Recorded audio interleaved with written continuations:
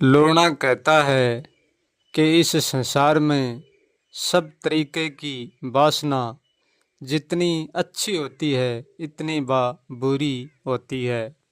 हम अच्छाई का शोषण करेंगे तो उसके साथ बुराई का भी शोषण हो जाता है। हम सबको ये चेतावनी देते हैं कि हर चीज़ सीमित होनी चाहिए, हर वासना सीमित होनी चाहिए, परंतु हमने मुड़कर ये नहीं सोचा कभी भी कि जो सीमित होती है वह असीमित भी होती है। ज़्यादा देर ना तो सीमित टिकती है और ना कोई असीमित टिकती है। सचमुच में वासना तो केवल वासना होती है। ये अच्छी और बुरी का भाव हमारे भीतर होता है। हमारी विचार शक्ति है, हमारी जो सोचन शक्ति है, ये भेदभाव करती है अच्छे और बुरे में।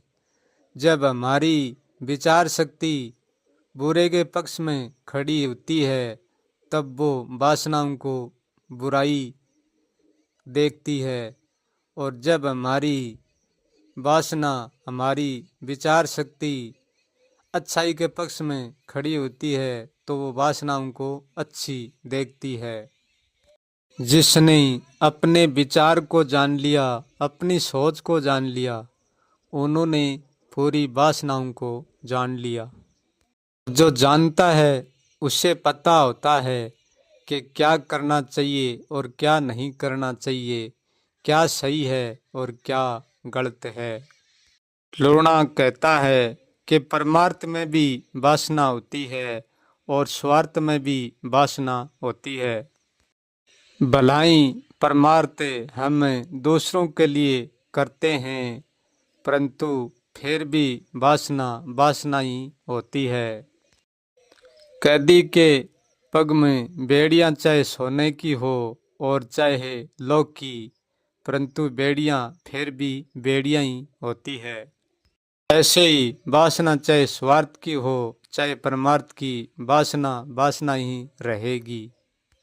क्योंकि सच ये है, बिना वासना के बिना यहाँ कोई हो ही नहीं सकता। क्योंकि जीवन की उत्पत्ति वासना से ही होती है। दूसरे रूप में मैं उनको कर्म कहूँगा तो इसमें कोई भी वासना नहीं होगी, परंतु वासना जब बनती है परमार्थ की और स्वार्थ पर बात आती है तब ये वासना बन जाती है। अच्छे और बुरे पर प्रश्न आता है तब ये वासना बन जाती है। सही और गलत पर प्रश्न आता है तब ये वासना बन जाती है। भेदभाव पर द्वैत पर आती है तब ये वासना बन जाती है। मैं जानता हूँ कि सच्चा परमार्थी है वो अपने लिए कुछ भी नहीं करता है, सब कुछ दूसरों के लिए करता है, फिर भी उनकी वासना से उनके लिए भी सब कुछ हो जाता है। यदि व्यक्ति दूसरे को मानता है तो भी वो सिर्फ अपने ही कारण मानता है, उसमें अपना कोई भी कारण नहीं होता तो वो दूसरे को नहीं मानता। यदि भगवान को भी कोई मानता है तो वो अपने ही कारण मानता है, क्योंकि वो भगवान को भगवान के कारण नहीं मानता है कि वो भगवान है मैं इसलिए मानूं। और स्वयं को भी कोई मानता है तो वो अपने ही कारण मानता है, कि पूरा जीवन ही वासना है और वासना की ललक सबको होती है। कि भगवान को मानना ही एक वासना है और खुद को मानना ही एक वासना है। आत्मा को मानना ही वासना है, परमात्मा को मानना ही एक वासना है, और गुरु को मानना भी एक वासना है, और सब कुछ को मानना भी एक वासना है, और कुछ भी नहीं मानना भी एक वासना है। यदि बुराई को मानना ही वासना है तो फिर अच्छाई को मानना वासना क्यों नहीं। हम बुराई को ही वासना समझे, अच्छाई को वासना ना माने तो भी अच्छाई वासना बन जाएगी। ये भगवान को पाना भी वासना है और आत्मा को पाना भी वासना, परमात्मा को पाना भी वासना और स्वयं को पाना भी वासना है और मुक्ति को पाना भी वासना ही है। क्योंकि मुक्त होना सही है तो फिर मुक्त होना गलत भी है। सही आत्मा को मानना सही है तो आत्मा को गलत भी मानना सही है। परमात्मा को श्रेष्ठ मानना है तो परमात्मा को अश्रेष्ठ मानना भी सही है। आत्मा को सबसे श्रेष्ठ शक्तिशाली मानना सही है तो फिर परमात्मा को बिल्कुल कमजोर मानना भी सही है। परमात्मा को सही मानना सही है तो फिर उसको गलत मानना भी सही है। यदि हम हर चीज़ की सीमित पर बात करें कि हर चीज़ को हम सीमित होकर मानना है और सीमित होकर नहीं मानना है तो भी सही नहीं है और गलत भी नहीं है, क्योंकि सीमित भी असीमित हो जाती है। यदि हम किसी को भी नहीं मानकर स्वयं को माने, यदि स्वयं को हम सही मानेंगे तो स्वयं को फिर गलत भी मानना पड़ेगा और स्वयं गलत भी होंगे। और यदि स्वयं हम गलत होंगे तो फिर हम स्वयं सही भी होंगे। जिस चीज़ को, जिस विचार को, जिस बात को जितना हमने सही समझा है इतना ही उसी वक्त हमने गलत भी समझ लिया। सही और गलत का भेदभाव ही तो हमारे कारण दुख, हमारे भीतर दुख और सुख पैदा करते हैं। जब तक हम सही गलत को मानते रहेंगे, जब तक हम दुख और सुख से कभी भी मुक्त नहीं हो पाएंगे।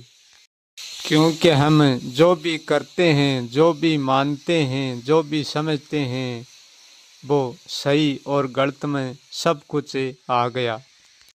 जब तक हम सही और गलत को मानते रहेंगे, जानते रहेंगे, जब तक मुझे सुख और दुख का कोई भी पता नहीं चलेगा। हमारे कब सुख हुआ था और कब दुख हुआ था हमको पता होकर भी कभी भी पता नहीं चलेगा। हकीकत जो पता है वो कभी नहीं चलेगा, क्योंकि ये सब कुछ हमारी धारणा में घुसा हुआ है और हमारी धारणा से बनता है। जब तक हमारी धारणा नहीं गिरेगी, जब तक कुछ भी नहीं मिटेगा। जब सिक्के का एक पहलू सही है तो दूसरा गलत कैसे हो सकता है, और यदि दूसरा गलत है तो फिर दूसरा पहलू सही कैसे हो सकता है। परंतु सच तो ये है कि पहलू दोनों एक जैसे ही है, ना तो गलत है और ना सही है, केवल पहलू पहलू ही है। सही और गलत हमारी धारणा, हमारी मान्यता, हमारी सोच है, हमारा चिंतन है, हमारा विचार। परंतु ये होना भी चाहिए, क्योंकि सही गलत ये नहीं होंगे तो ये संसार चलना भी नामुमकिन सा हो जाता है।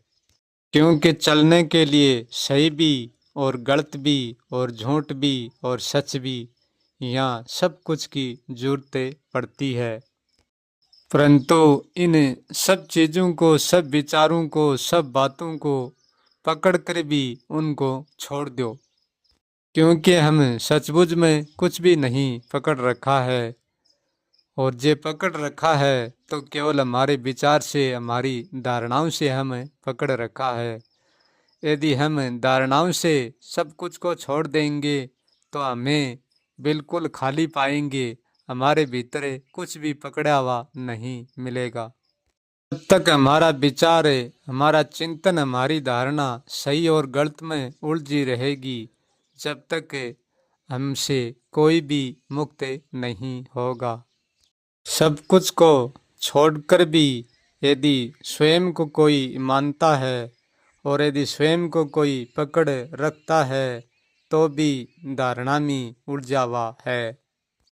धारणा चाहे दूसरों के प्रतीक बना के उलझ जाओ, चाहे स्वयं के प्रतीक बनाकर उलझ जाओ, है उलझन का उलझनी।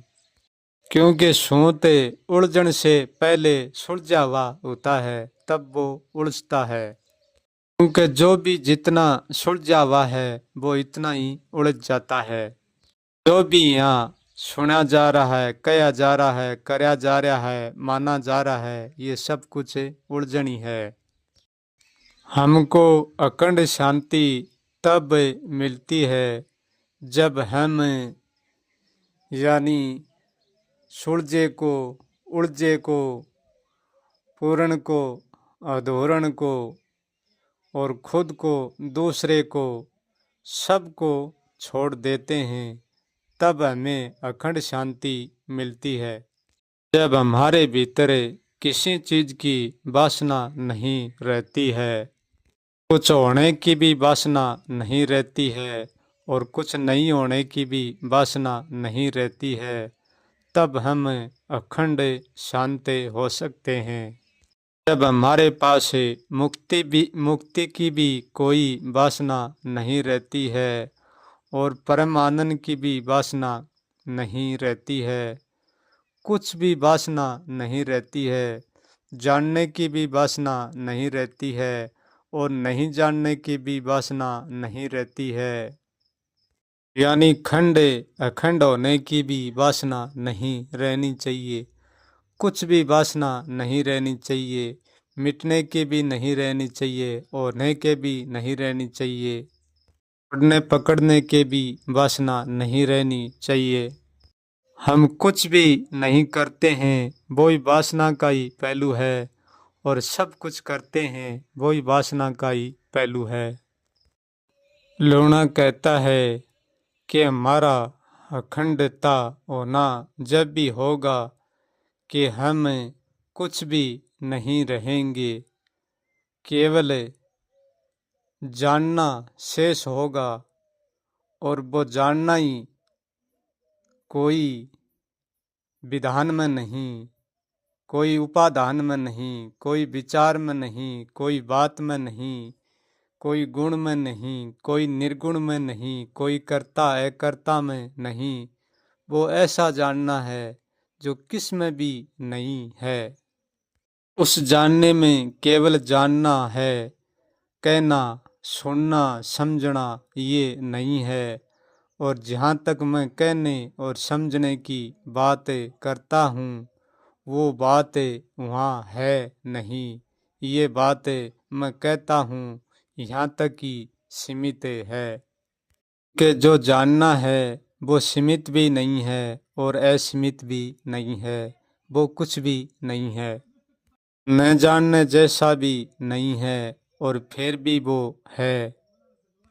उनके बारे में मैं बहुत बड़ी गहराई से, मुश्किल से जोर देकर कुछ कह पाता हूँ। इसलिए वासना भी कभी भी मिटने वाली नहीं है, क्योंकि निर्वासना ही निर्विचार है और निर्विचार भी निर्वासना है और वासना का पहलू ही निर्विचार निर्वासना है। जहाँ विचार खड़ा होता है वहाँ निर्विचार भी उठता है और जहाँ वासना उठती है वहाँ निर्वासना भी उठती है। इसलिए वासना का, निर्वासना का मिटाने का, न मिटाने का कोई समाधान नहीं है, मात्र जानना ही समाधान है और कुछ भी नहीं है।